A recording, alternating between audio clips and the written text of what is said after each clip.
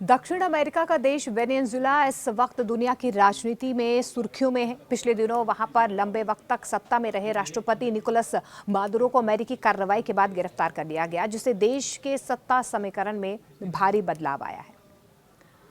देखिए, ऐसे में विपक्षी नेता और नोबेल शांति पुरस्कार विजेता मारिया कोरिना मचाडो की भूमिका अब यहां से और ज्यादा अहम होती हुई नजर आ रही है। वेनेजुला में लंबे समय से लोकतंत्र और तानाशाही के बीच संघर्ष चल रहा था और मचाडो ऐसे वक्त में सामने आई हैं जब देश एक नए राजनीतिक दौर में प्रवेश कर रहा है।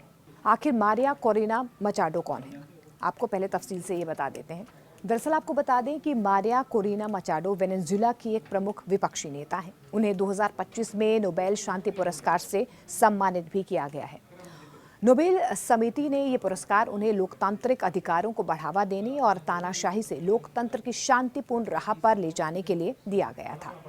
मचाडो ने अपनी राजनीति और संघर्ष के जरिए वेनेजुला में लोकतंत्र की आवाज को और ज्यादा मजबूत किया है।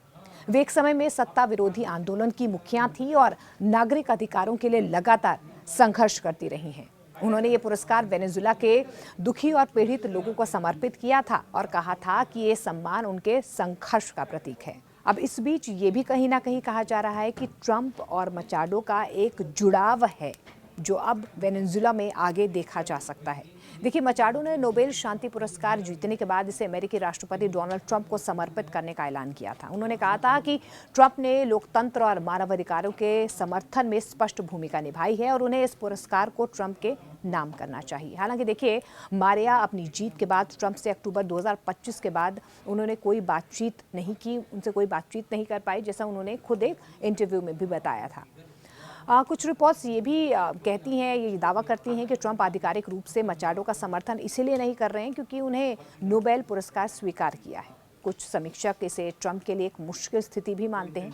कई लोगों के मुताबिक ट्रंप स्वयं भी नोबेल शांति पुरस्कार पाने के इच्छुक रहे हैं और इसी वजह से मचाडो के पुरस्कार स्वीकार करने को उन्हें नकारात्मक रूप से देखा जा रहा है। अब क्या वाकई में वेनेजुला में जिस तरीके के हालात अभी बने हुए हैं, आगे की तस्वीर वेनेजुला की क्या रह सकती है? देखिए, निकोलस मादुरो की गिरफ्तारी के बाद से मचाडो ने कहा है कि ये वेनेजुला के लोकतंत्र और आज़ादी के लिए एक महत्वपूर्ण पल है। उन्होंने कहा कि ये दिन इतिहास में दर्ज होगा और अब विपक्ष देश की कमान संभालने के लिए तैयार है।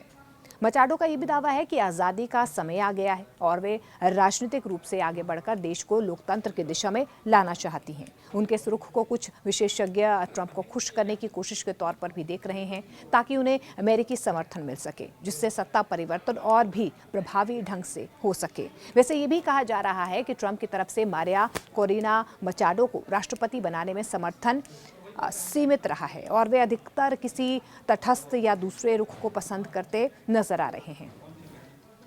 अब क्या आगे की राह यहाँ से मचाडो के लिए हो सकती है? देखिए, मारिया कोरिना मचाडो अब वेनेजुला लौटने की योजना बना रही हैं ताकि वे देश की राजनीति में और सक्रिय रूप से भाग ले सकें। उन्होंने ये भी कहा है कि जल्द ही वे अपने देश वापस आएंगी और लोकतंत्र की लड़ाई को और ज़्यादा वहाँ से मजबूत करेंगी। हालांकि देखिए, ये साफ नहीं है कि निश्चित रूप से सत्ता हासिल करेंगी या नहीं। उनका समर्थन देश में कितना व्यापक है, ये समय ही बताएगा। कुछ मतदाता और विश्लेषक इस बात पर सवाल उठाते हैं कि मचाडो को देश में इतना व्यापक समर्थन मिला है या नहीं मिला है, इस पर भी अभी संशय बरकरार है। देखिए, ये कहना अंत में ये गलत नहीं होगा कि वेनेजुला की राजनीति आज बहुत संवेदनशील मोड़ पर आ गई है। नोबेल शांति पुरस्कार विजेता मारिया कोरिना मचाडो अब सत्ता में वापसी की कोशिश कर रही हैं और उनके रुख, उनके ट्रंप के प्रति समर्थन और देश में लोकतंत्र के लिए उनकी लड़ाई ने अंतर्राष्ट्रीय राजनीति में काफ़ी ध्यान खींचा है।